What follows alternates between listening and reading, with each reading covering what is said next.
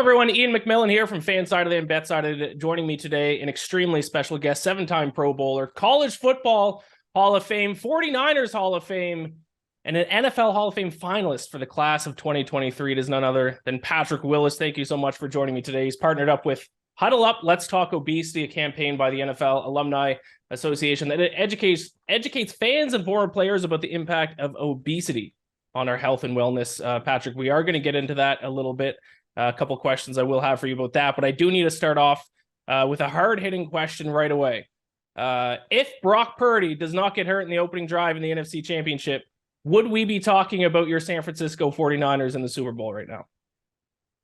You know what? I really feel like the game would have been a lot closer than it actually turned out to be. We really would have got to see a little bit more of what Philly needed to bring to the table. Unfortunately, and they were able to, kind of get out of this one pretty light.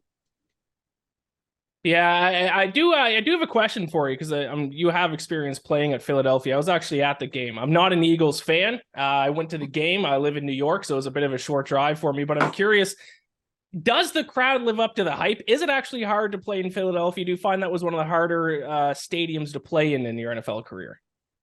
I remember playing there. I think maybe twice in my time there, and I've never really been a person to really get affected by the crowd as much. I mean, especially because on defense, and a lot of things we do is signals and things like that. But with that being said, I just remember it being really cold up there, and there's only been a few stadiums like Seattle.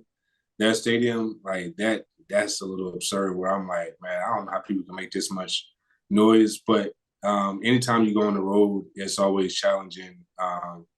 It's always challenging for the team that's on the road, and so going into a game when we go on the road, we always say you got to pack your defense and offense. Just be solid. Don't turn it over with defense. You got to come with it. And them to lose their quarterback early as they did made it a lot tougher on the defense. But they competed the whole game. That's all you can ask for. Now, speaking of environments, you have played in the Super Bowl. Don't worry, I've forgiven you for beating my Atlanta Falcons on the way to that Super Bowl. Talk about the pressure. Is there? You said the crowds didn't really affect you too much throughout your career. What about when you played in the Super Bowl, though? And for these guys who are about to play in the first one, is there some extra pressure? Do you feel that, or is it kind of as soon as the ball is kicked off, that kind of all goes out the window and you're just ready to play? No, I mean, no. Let me rephrase it. And I know I said it. I never really get too bothered by the crowd. I just mean it. At the end of the day, I just realized the most important thing is you gotta perform, right? And you can't go off. You can't go in and be like, you can't go in after a game and be like, what, the crowd was just. We don't get that luxury. At least I don't feel like I kind of luxury. With that being said, playing in that Super Bowl, I will say, man, it's something about every step, every rep, every play, everything is just it's in heightened. Like it's like in heightened, almost like you feel like you're running on air. Almost like it feels surreal. Like that's how it felt to me each play. And so, I would just tell those guys just take a deep breath, and most importantly, just try to be present and as always, just I know you haven't been some have been there before, but if you haven't, just act like you've been there before. Right. I don't know how you get there, but yeah, it's something different. It really is something different. I do want to talk a little bit more about your 49ers here. They have gotten very close the past few years. Another NFC Championship game. Is there something specific that you see from that team that they need to do to be able to get over that hump? Or is it just a matter of, hey, they got the guys. It's just a matter of, not having your quarterback get hurt on the opening drive of the game. What's your take about the 49ers season as a whole and kind of what they need to do heading into next year? Yeah, I mean, I feel like, given what happened to them at the quarterback position and how they thought it was going to start and maybe play out, it played out in a way that none of us would have, really imagined. And so, I feel like with them going into this offseason, things are really going to be different. Teams are never the same after each season, no matter how much you want them to be. Everybody wants the team to come back and be exactly what it was. Unfortunately, there are some guys that if you was paying close attention, and it's always like this, but ones I can say for sure, like Jimmy, he took less money to stay one more year because he felt that that was a year that they can actually go win it. And now to lose your defensive coordinator, to possibly lose a guy like Jimmy, and possibly some of the other guys, it's not going to be that same nucleus of what you had. And so, with that being said, I think they really just going to have to go into the off season and really just, you know what you got at your all pro positions or whatnot, but then really try to figure out like, all right, what direction we're going to go in the spaces we need to fill. Are we going to go young or we're going to go older? But like I said, it's not going to be the same. But the Niners do a great job of when one man goes down or another person leaves, they find a way to get some greater people in, and so they just got a great defensive minded caliber coach and Mr. Steve Wilkins, or not Wilkins. Wilkes. So yeah, Wilkes, and so yeah, just gonna have to be one of those off seasons where they just take a deep breath and just realize like, man, it's not gonna be the same. We got a lot of questions in certain places, but I'm sure they'll figure it out. Now, it wouldn't be a Super Bowl week interview without me asking you your pick for the game. So I don't know if you look at the betting odds at all. That's kind of where my background is. Eagles 1.5-point favorite. So it's going to be a close game regardless. So who are you looking at? Who's your pick to win the Super Bowl this weekend?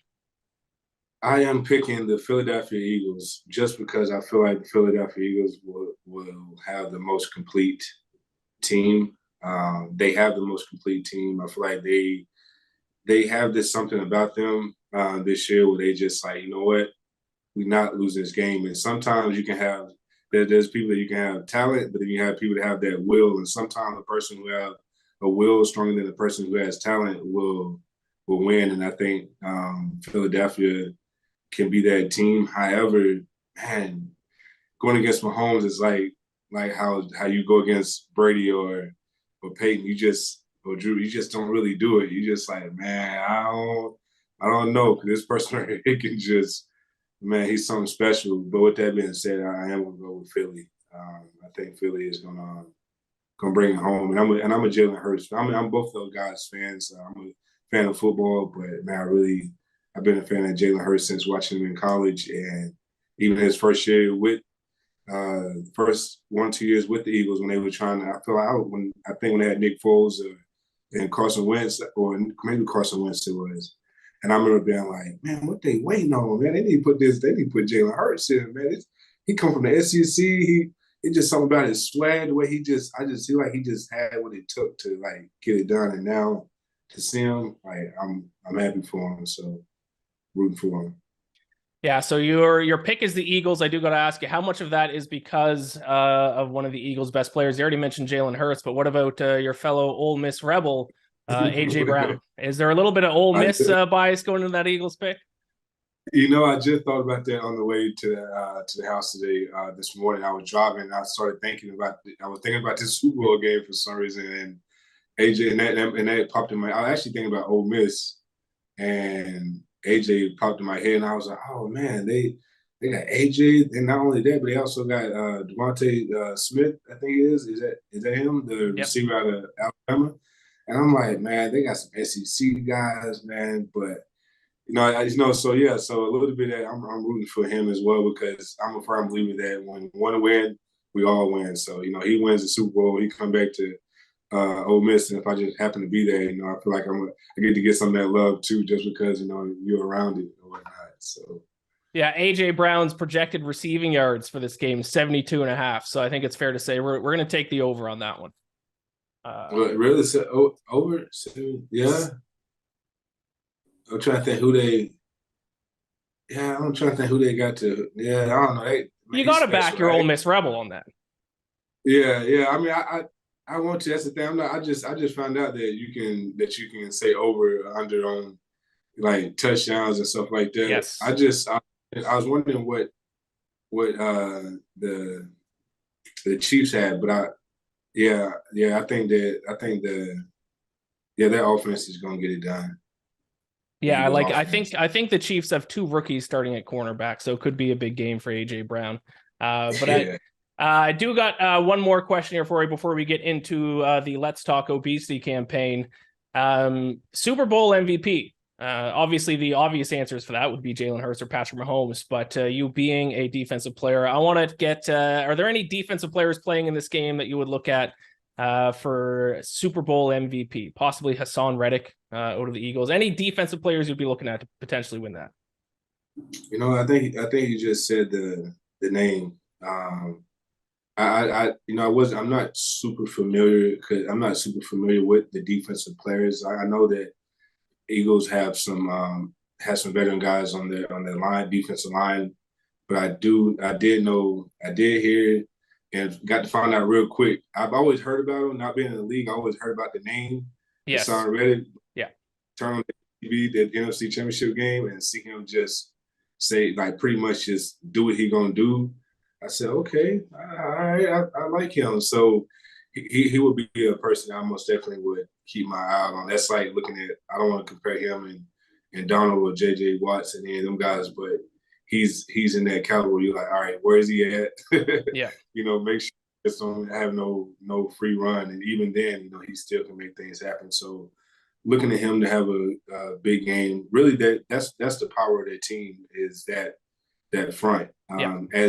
As any good defense, you have a heck of a front, then the back end can jump some routes. The linebackers can play pretty solid in where they are. So yeah, I'm looking forward to him having a big game. But again, if the Chiefs are smart, I'm talking too much. I'm about to start breaking it down like the Chiefs are smart. They'll do what they did to the Niners with Bosa. They keep him going lateral, try to keep him tired, not let him just come up the field and whatnot. But we'll see. Interesting. And that strategy certainly worked against them. So we'll see if they'll implement that again for the Super Bowl. Let's talk about the Huddle Up, Let's Talk Obesity campaign. What can you tell me about it? Yeah, the Huddle Up Obesity campaign it's a campaign that the NFL Alumni Association is behind, and it's just really about sharing.